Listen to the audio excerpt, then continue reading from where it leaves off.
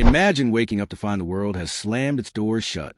Overnight, 30 countries, from Canada to Germany to India, cut off trade with the United States.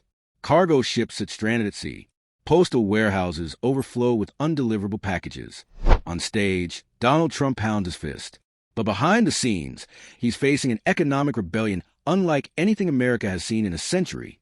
The dollar is sliding. Factories are stalling. Even longtime allies are turning their backs. This isn't a trade dispute. It's a coordinated cutoff. And the brutal question hanging over Washington tonight is this. What happens to the world's biggest economy when the world walks away? The trigger came from Washington itself. In August 2025, President Trump reinstated steep tariffs on imports from Europe, Asia, and North America. According to the U.S. International Trade Commission, the average tariff rate soared to nearly 18.6%, the highest since the Smoot-Hawley Act in 1930.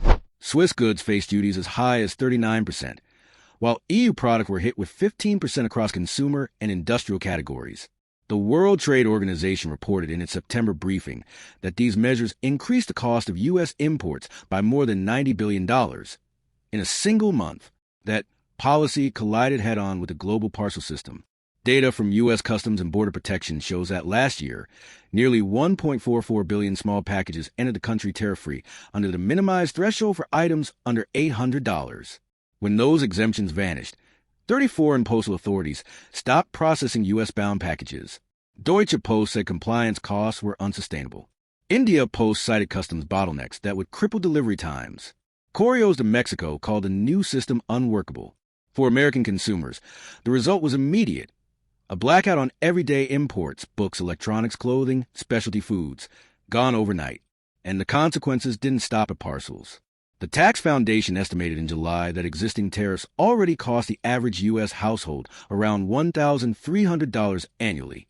That was before the postal pullout. Analysts at the Peterson Institute for International Economics warned the additional strain could push that figure up by another $600 per household, as shortages push retail prices even higher. What was once an abstract debate about trade balances was now hitting American families in their kitchen budgets. Abroad, the response turned political. In Canada, Prime Minister Mark Carney endorsed a national by Canadian movement. An Angus Reid poll in early August showed 85% of Canadians had replaced at least one U.S. product with a domestic equivalent since the tariffs took effect. Cross-border tourism collapsed. According to Statistics Canada, travel to the U.S. from Canada fell 23% year-over-year in July, stripping nearly $3 billion Canadian dollars in revenue from U.S. businesses. In Europe, the backlash deepened. A Danish Chamber of Commerce survey found that 50% of Danish consumers were actively avoiding U.S. brands. In Sweden, 70% said they were considering boycotts. 10% had already stopped buying American goods altogether. Iconic U.S. products became targets. French retailers began removing Jack Daniel's whiskey from shelves. German supermarkets replaced Coca-Cola with local alternatives. According to the Wall Street Journal, sales of American spirits in Europe dropped 18% year-over-year in July, the steepest decline since 1991. What began as a postal suspension had evolved into a cultural revolt, reshaping not just supply chains, but the global identity of American-made goods. Meanwhile, challenges were mounting inside the U.S. legal system. In early September, the U.S. Court of Appeals for Federal Circuit ruled that President Trump had overstepped his authority under the International Emergency Economic Powers Act by extending tariffs to nearly $300 billion worth of imports. Though the tariffs remained in place pending appeal, the Financial Times noted that their legal foundation had been cracked. For investors, the ruling added uncertainty. Were the trade barriers permanent or a political bluff? Markets responded with turbulence. Treasury yields spiked as foreign buyers backed away from U.S. debt auctions. In August, the Congressional Budget Office reported that annual interest payments on U.S. debt had reached $1.2 trillion, consuming nearly one-third of federal revenue. Without reliable foreign demand, the cost of financing the debt soared. The dollar, once buoyed by safe haven flows, weakened sharply. The IMF September Currency Monitor revealed the dollar's share of global reserves had fallen below 55%. The lowest since record began in 1995.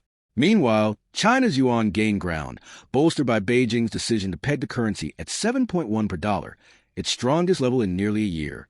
The timing wasn't accidental. As Washington tightened its grip on trade, Beijing was tightening its hold on global supply chains.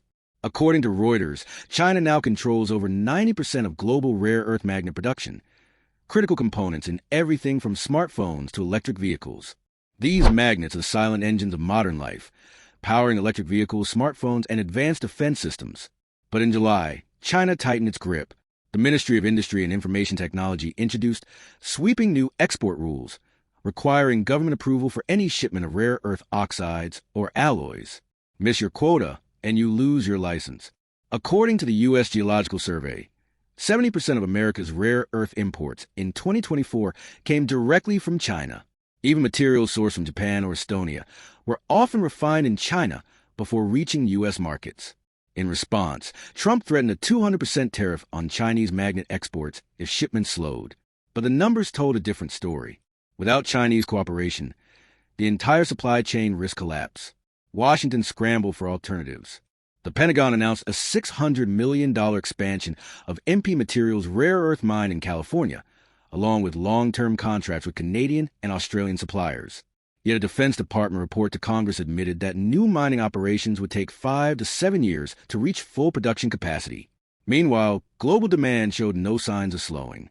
The International Energy Agency projected that rare earth element demand would triple by 2030, driven by the electric vehicle boom and renewable energy build-out. In that context, U.S. production looked like a race already lost. By midsummer, the crisis reached a sobering inflection point. Tariffs meant to protect American industry were accelerating the very vulnerabilities they were meant to fix. As the Financial Times reported in August, Chinese exports to the U.S. actually rose in July. Buyers were racing to beat the next wave of tariffs. Far from reducing dependence, the measures were deepening it. That raised a hard question in Washington.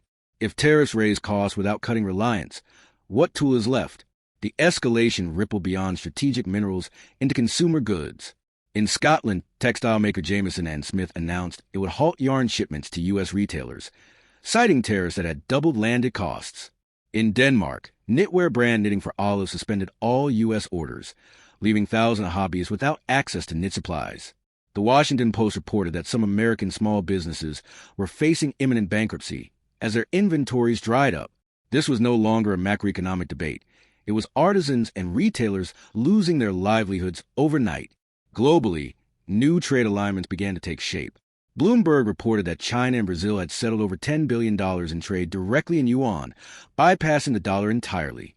India ramped up oil purchases from Russia, paying in rupees and averaging 1.7 million barrels per day. The IMF noted that central banks had purchased 244 metric tons of gold in Q1 2025, the largest quarterly haul on record. Each deal chipped away at the dollar's dominance. Quietly, relentlessly, transaction by transaction, reserve by reserve. Back home, American consumers were caught in a double bind. Tariffs inflated sticker prices. A weakening dollar reduced purchasing power abroad.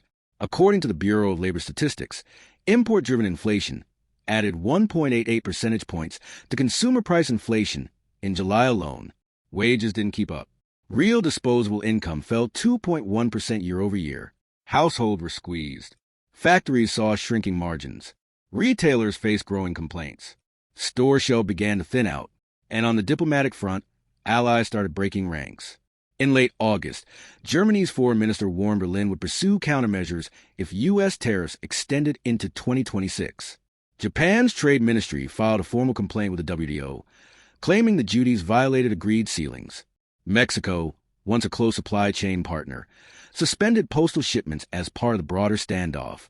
Where once Washington wrote the rules, it now found itself isolated, confronting a coalition of 30 trading partners who no longer complied. By early September, the story accelerated. Protests erupted outside the White House with signs reading, "Tariffs equals taxes." Trucking companies warned of layoffs as freight volumes dropped. The American Farm Bureau Federation reported soybean exports down 14% year over year, a direct casualty of retaliatory tariffs from China and the EU. In Iowa, grain elevators stood half empty. In Michigan, auto parts suppliers cut shifts. Industrial America, the very base tariffs were meant to protect, was now feeling the blowback. The central question shifted again. Was the United States weaponizing trade at the cost of its own stability? Analysts at the Brookings Institution warned that the scale of tariffs amounted to an untested economic experiment. The Wall Street Journal quoted supply chain executives bluntly. Decoupling from 30 countries at once isn't just difficult. It's structurally impossible. The contradiction was stark. Policies aimed at securing independence were creating new dependencies on emergency subsidies, on temporary workarounds, on political favors. And in a dimly lit warehouse on the edge of Los Angeles, pallets of unsent parcels sat gathering dust, each one tagged with a destination the U.S. could no longer reach. Germany, India, Mexico, 30 names in total. Each box a quiet reminder that alliances can freeze overnight, that trade routes can reverse, that even the most powerful economy can find itself surrounded, not by enemies, but by absent partners. The question hanging in the silence is sharp. How long can the United States hold its position when the world's answer isn't confrontation, but withdrawal?